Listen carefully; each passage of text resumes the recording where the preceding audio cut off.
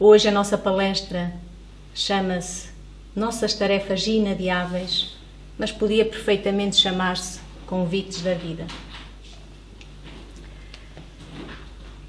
Isto porque para a maioria das pessoas a vida só se considera boa, positiva, produtiva, quando tudo são sorrisos, alegrias e festas, ou quando nenhum motivo existe para aborrecimentos. Estou certa?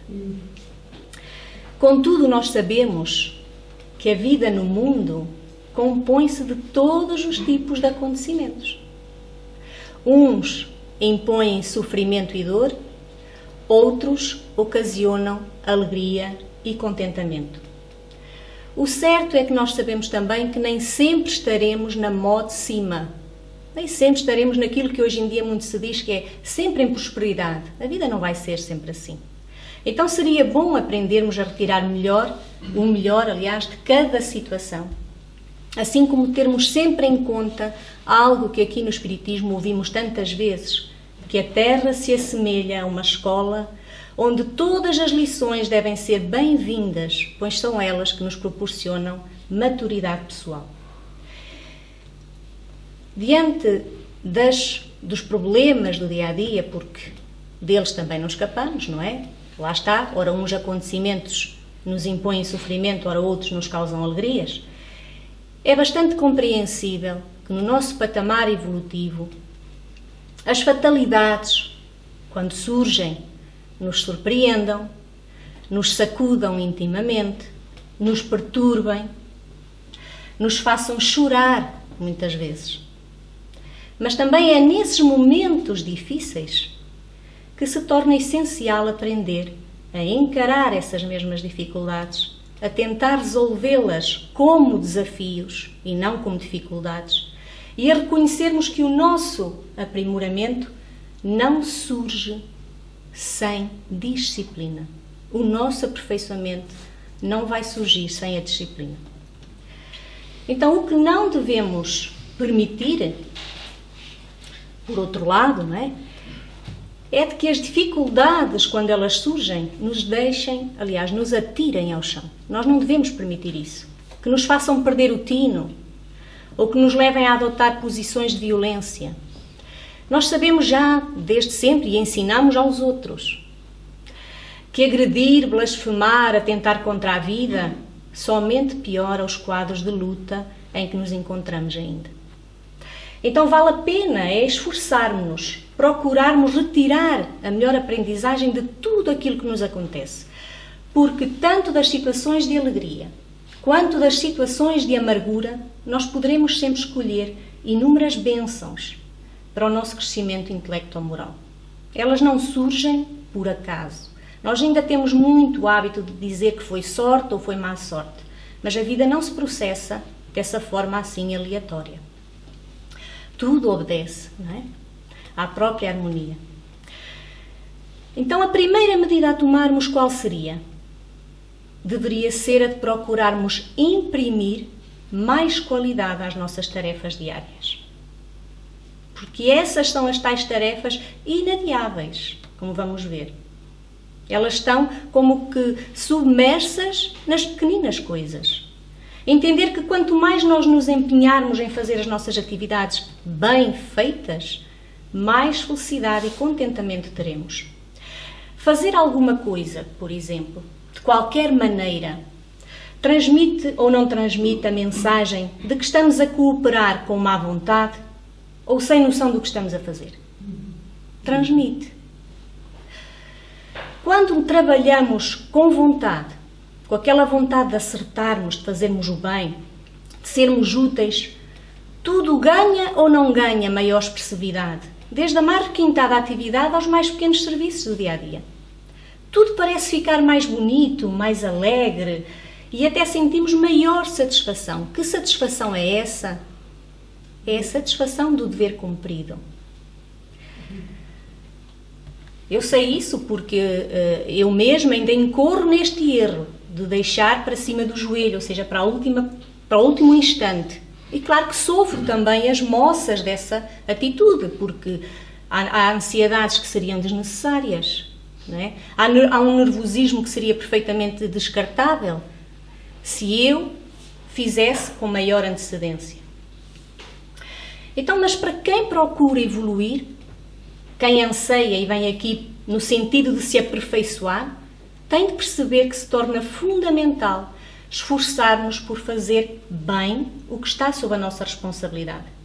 Porque nós muitas vezes alargamos isso tudo para o mundo, como que a destituirmos-nos do nosso próprio cargo.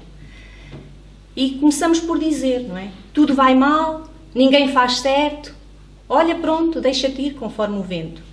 E isso é que não pode ser, porque isso é relegar para terceiros uma responsabilidade que também é nossa.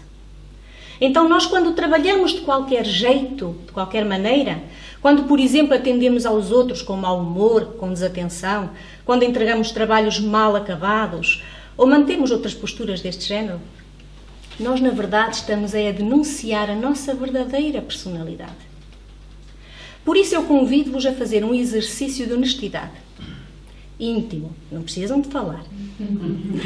Quando puderem, nem precisa de ser agora, mas quando puderem, retirem um tempinho do vosso precioso dia e façam o seguinte. Comecem a observar atentamente ao vosso redor, reparem no número crescente de pessoas que, não sei se é só ultimamente, mas que cada vez mais resolvem as suas obrigações de qualquer maneira. É tudo para despachar. Está feito e pronto. Entrega lá isso e mais nada. Não é? Desde os profissionais mais qualificados, pelo tipo de trabalho que eles mesmos desempenham, até às pessoas menos graduadas. Isto começa a ser geral. Vejam como são muitos os que não dão importância ao que costumam realizar. Mas depois de fazerem essa observação toda posterior, façam o mesmo exercício de observação honesta, agora dirigindo-se, cada um, para o modo como está a realizar as suas tarefas diárias e concluam em que grupo é que se devam ou não devam situar. Esta observação parece assim um bocadinho, se calhar, descabida, trazida para aqui hoje, pouco fundamentada, mas não. Esta observação é da maior relevância. Caso contrário, Jesus não teria referido que quem não consegue ser fiel nas pequenas coisas, também não consegue ser fiel nas grandes. Então, por que não começarmos a colocar maior qualidade em tudo o que sai de nós? Se nós sabemos que temos cota de responsabilidade em tudo aquilo que assistimos hoje, sabemos também que temos que dar algo da nossa parte. Então, uma das nossas tarefas inadiáveis será a dessa transformação que, a princípio, por lógica, deve ser a da nossa transformação íntima. Então, imprimir, colocar, por assim dizer, maior qualidade em tudo o que sai de nós, estou a referir-me neste sentido aos nossos pensamentos, às nossas palavras e até ao que sai das nossas mãos. Tudo quanto nós fazemos, desde uma simples comida a um grande banquete, como foi agora no fim de semana, não é? De um pano de cozinha a uma peça bordada, tudo deveria ser concebido com primor, a fim de que aquilo que nós fazemos se possa vir a tornar útil e do agrado de todos. Porque não é só do nosso. Então comecemos, como eu disse, nas pequenas coisas, nestas pequenas coisas. Todos os impulsos para o fazer bem feito reverterão certamente em nosso favor.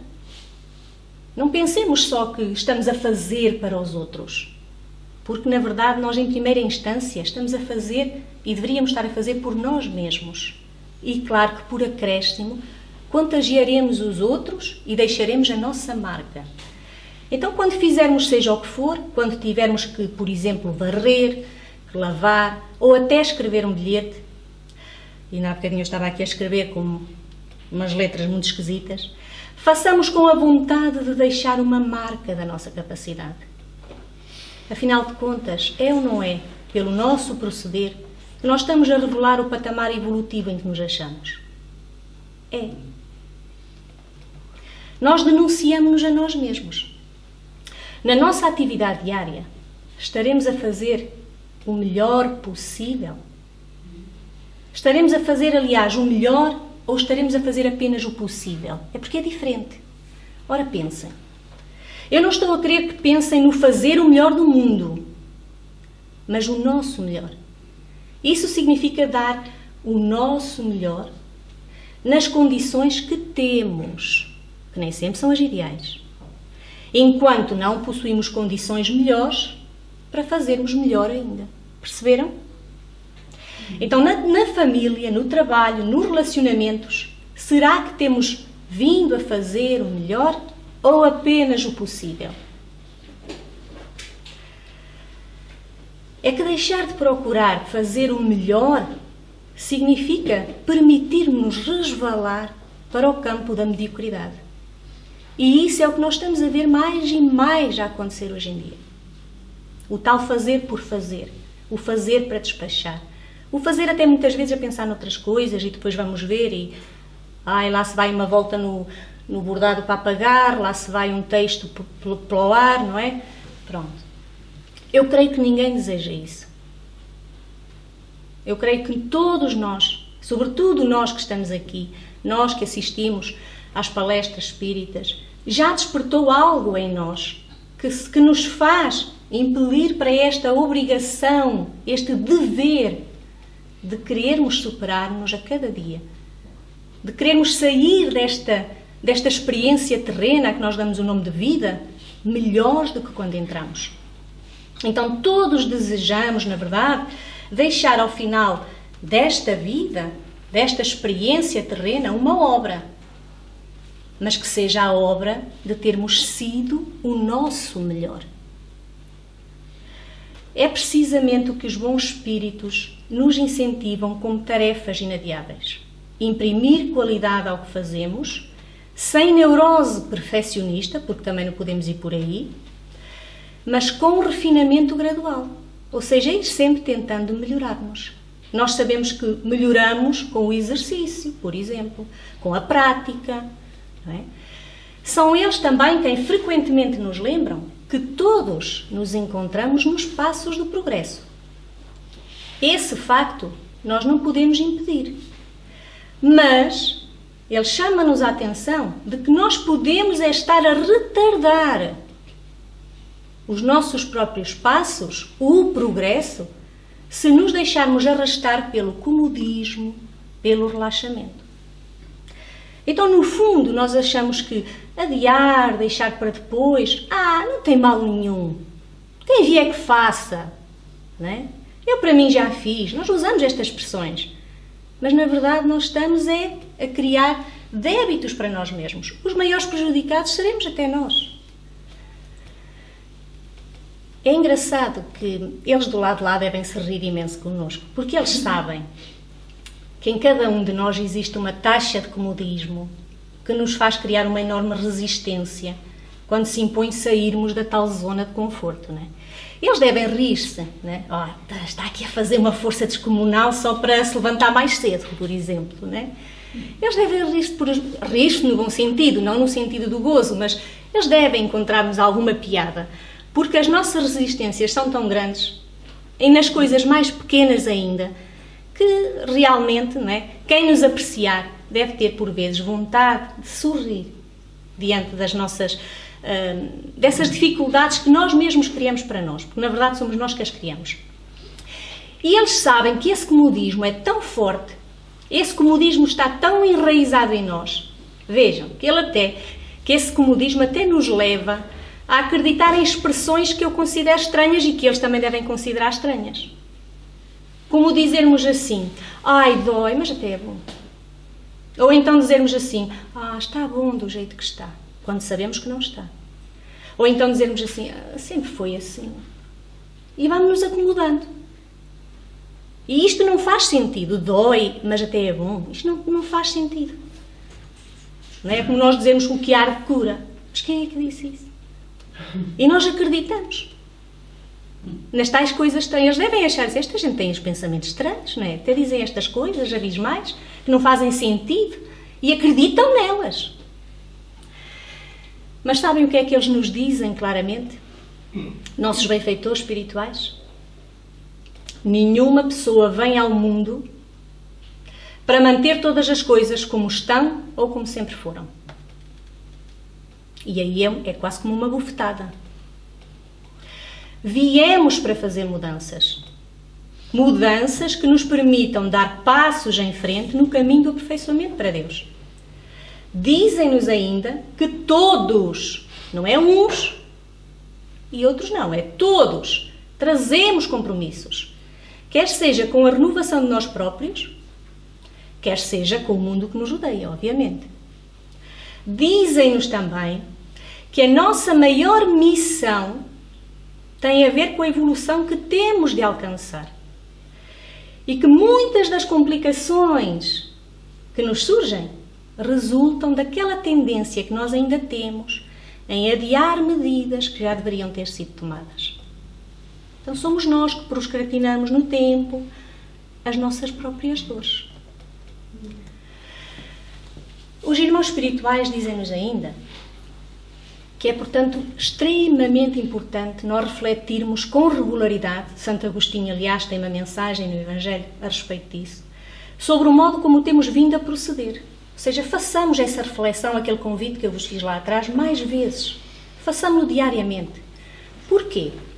Porque tudo quanto fizermos de qualquer maneira, sem sentido de responsabilidade, retornará para nós como cobrança. Nós, de certa maneira, já sabemos isso, porque nós já reparamos que sempre que não cumprimos o que a vida nos convida a fazer, o desarranjo vai ficando cada vez maior. E é por isso que naqueles momentos de crise vemos tudo fora do lugar, né? Entramos em paranoia até. Nós sabemos disso. Nós sabemos que ir de férias, por exemplo, para nos afastarmos de um problema, não resolverá o problema. Porque quando regressarmos, o problema estará lá à nossa espera. É preciso encarar. Nós sabemos. Mas a falta não é deles. A falta é nossa. Somos nós quem, por mais um bocadinho de tempo, deixamos, às vezes, passar uma abençoada oportunidade de crescer, uma oportunidade de sermos mais felizes, não totalmente felizes, mas mais felizes, de amar ou de perdoar alguém, de nos corrigirmos, enfim, de acelerarmos o nosso próprio passo, o tal passo que tem que ser feito, que tem que ser dado. Ou será que não somos nós, e eu estou para aqui a dizer coisas más a nosso respeito, não somos nós os que se acomodam? Os que se escondem atrás das desculpas e das justificações, quando, por exemplo, somos convidados a melhorar, a repetir uma ação, quando somos convidados, por exemplo, para a obra caridosa, para exercermos a mediunidade, para erradicarmos certos sentimentos do nosso coração? Não somos nós que nos acomodamos, que arranjamos desculpas, que damos justificações infundadas? Nós estamos a espelhar, estamos a revelar quem somos. Então, quantas oportunidades não estão aí perdidas, quando é a nós que nos cabe a tarefa de mudar o rumo da nossa própria existência? Nós vimos muitas vezes a casa espírita no sentido de nos libertarmos do mal. Mas o mal só existe porque nós mesmos o criamos. E se nós vivemos envoltos dessas situações, não vai ser a casa espírita que nos vai alivar dessa responsabilidade, dessas consequências que nós mesmos acumulamos. Não vão ser também os que estão do lado de lá, nem são eles, nem ninguém, que têm o dever de carregar aquilo que a nós nos compete. Nós é que fomos convidados a desenvolver e a aplicar os nossos talentos, aproveitando melhor as oportunidades de cada dia. Nós é que estamos na tarefa. A tarefa é a tarefa do crescimento. E isso é inadiável. Cada dia, por isso, nós sabemos que é uma oportunidade. E nós temos recebido nas reuniões mediúnicas, de há meses para cá, se não antes ainda do Covid, imagens de um irmão ou de uma irmã que ainda nunca se identificou, que começam precisamente com a expressão a cada dia. A cada dia lembra-te uma oportunidade. A cada dia aproveita. A cada dia perdoa. Não é por acaso. Então, nós, formas de renovação das nossas energias, porque também precisamos delas, tivemos-las desde sempre. Não desanimemos, como dizia a Ana Luísa. E agora encontramos até na casa espírita um lugar onde podemos recarregar o combustível necessário para nos reerguermos e prosseguirmos. Para nos reerguermos e prosseguirmos. Que bom! Um lugar que, na sua essência, nos ajuda a compreender o porquê das coisas, a refletir sobre quem somos, a vermos os nossos defeitos, mas também as nossas necessidades. Um espaço pequeno, como vêem, mas que nos amplia a consciência de tal modo que nos faz ver nas dificuldades o alfinete que nos empurra para a frente. É por isso que muitas vezes vamos daqui com a cabeça parece que muito mais arejada, porque tocam-se aqui assuntos que nós sabemos que são extremamente importantes para nós serem trabalhados, coisas que nós no dia-a-dia não damos espaço, achamos que não temos tempo para refletir sobre elas. Então nós também no capítulo 17, que foi o capítulo hoje do Evangelho, temos uma mensagem, para além desta do Homem no Mundo, que foi lida hoje, uma mensagem ditada por o irmão Lázaro. E este Espírito entrega-nos um aliado importantíssimo nesta questão das nossas tarefas inadiáveis, da nossa transformação. Ele chama-lhe uma alavanca e dá-lhe um nome. É o dever. Ele diz que é o dever. Segundo Lázaro, o dever começa no fazer ao próximo o mesmo que desejamos que nos façam. E que assim que nós nos consciencializarmos disso, tudo muda. A nossa postura muda, ou seja, a nossa reforma íntima inicia. Então não há, pois, motivo para desânimos, porque o simples facto de estarmos aqui, na associação e na própria Terra, já significa só por si que já houve algum progresso da nossa parte, visto que ninguém retrocede e que sabemos que abaixo da Terra, numa escala elaborada com fins didáticos, porque nós sabemos que isto é só mais ou menos para nos mostrar como funcionam, se encontram os chamados mundos primitivos, dos quais a Terra já não faz parte. Então, alguma coisa nós já evoluímos. Mas também sabemos, pelas dificuldades que ainda encontramos, que não é suficiente ainda permanecermos neste patamar. Que nos lembremos então que a escolha das sementes é nossa. Porque a sementeira, como nós sabemos, é livre, mas a colheita vai ser sempre obrigatória. Nós também já o dissemos aqui muitas vezes. Só depende do quê? Da nossa decisão, da nossa vontade, do nosso empenho, do nosso esforço. E isso tem que estar nas mínimas coisas. Começa nas coisas pequeninas. No tal varrer, no tal lavar, na forma como enviamos uma mensagem a alguém, na forma como caminhamos. A forma como caminhamos denuncia muito quem nós somos. A forma como falamos. Nós damos muita importância à forma como nos arranjamos. Mas a forma como nos arranjamos é uma máscara que qualquer um compra. Basta possuir alguma forma, algum dinheiro na carteira, não é? Ir aos lugares que se encontrem mais na moda e pronto, adquirir os artefactos e está feito. Mas nós não é por aí que nos medimos verdadeiramente, que nos denunciamos verdadeiramente. É nas nossas atitudes, na forma como falamos, como respondemos, como sentimos. E nós sabemos que já o ditado popular o diz, a necessidade obriga.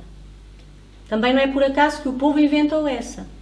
Porque, diga-se de passagem, os desafios do caminho precisam ser superados e bem superados, de preferência. Porque eles são um valioso contributo para o nosso aperfeiçoamento. Então, eles não existem por acaso, como eu dizia lá atrás.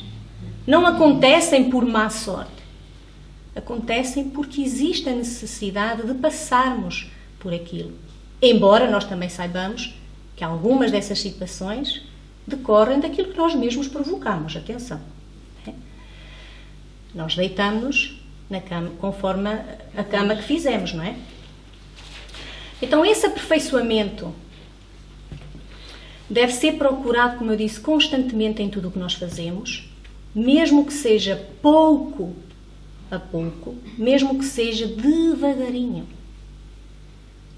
Ninguém dos irmãos espirituais, da imensidão de livros que existe, já há de ter lido que é preciso dar passos largos, que é preciso atirar-nos a correr, que é preciso fazermos hoje e não deixar para amanhã. Eles não dizem dessa forma.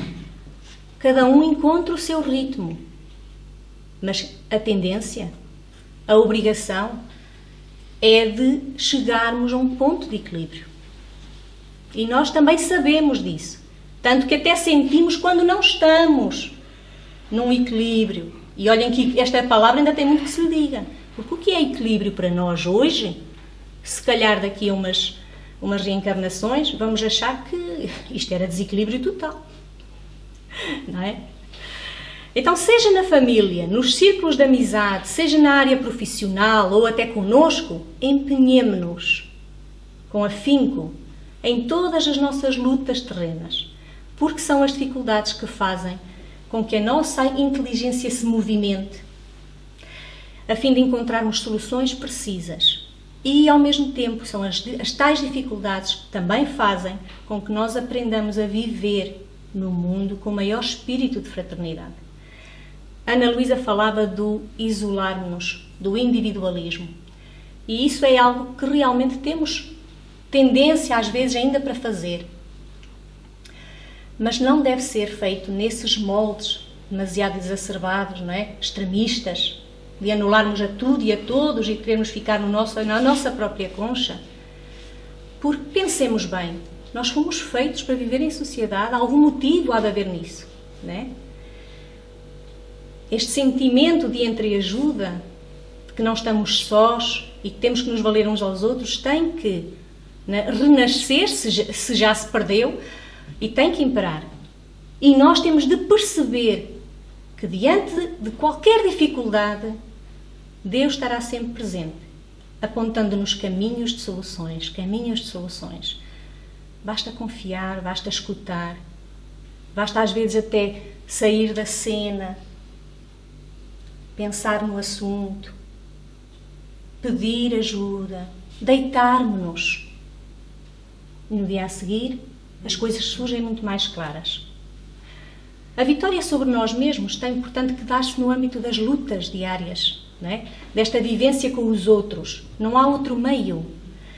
Essas são as ocasiões em que nós aprendemos e aí é que se encontram as oportunidades de nós marcarmos a diferença.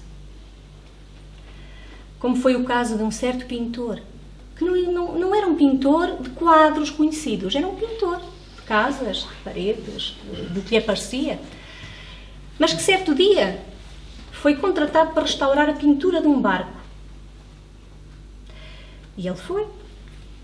Mas ao pintar aquele barco, reparou que havia nele um rasgo e decidiu, como era uma coisa pequena e ele tinha ferramentas para isso, decidiu cuidar daquele rasgo, tratar daquele barco e só depois passar a de mão de tinta que o dono do barco lhe havia pedido. O dono paga-lhe sem reparar naquele tratamento extra que ele havia feito ao barco, mas dali a uns dias, esse mesmo dono do barco procurou-o e presenteou-o com mais uma quantia, uma grande quantia, uma quantia que para ele era inesperada. E o pintor, sem perceber, não é, porquê aquela quantia agora é extra, porque é que o dono do barco tinha vindo ter com ele, pergunta-lhe: mas o que foi que eu fiz para merecer tanto? E ele diz-lhe: foi porque cuidaste do meu barco e reparei logo no dia seguinte, quando a tinta secou, que o barco já não tinha aquele problema. E ele diz: mas foi uma coisa tão pequena, eu nem sequer achei que deveria cobrar por ela, não é? E o dono então diz-lhe: mas foi aquele teu cuidado que fez com que salvasses, sem saber, a vida dos meus filhos. Porque eu não havia dito aos meus filhos que aquele barco tinha aquele rasgo. E eles, ao ver a tinta seca, né, o barco renovado, atiraram-se para dentro dele sem me dizerem nada e foram pescar.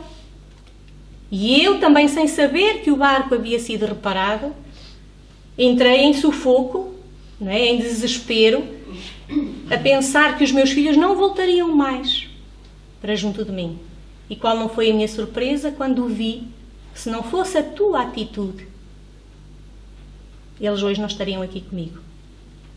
Então aquela atitude foi ou não foi a atitude de se fazer o melhor que se pode? Foi. E aquela simples atitude salvará a vida daqueles jovens. Então não importa para quem, nem de que maneira, porque nós também ainda nos preocupamos demasiado com isso. Não importa para quem, nem de que maneira, ajudemos, amparemos, enxuguemos as lágrimas de quem chora.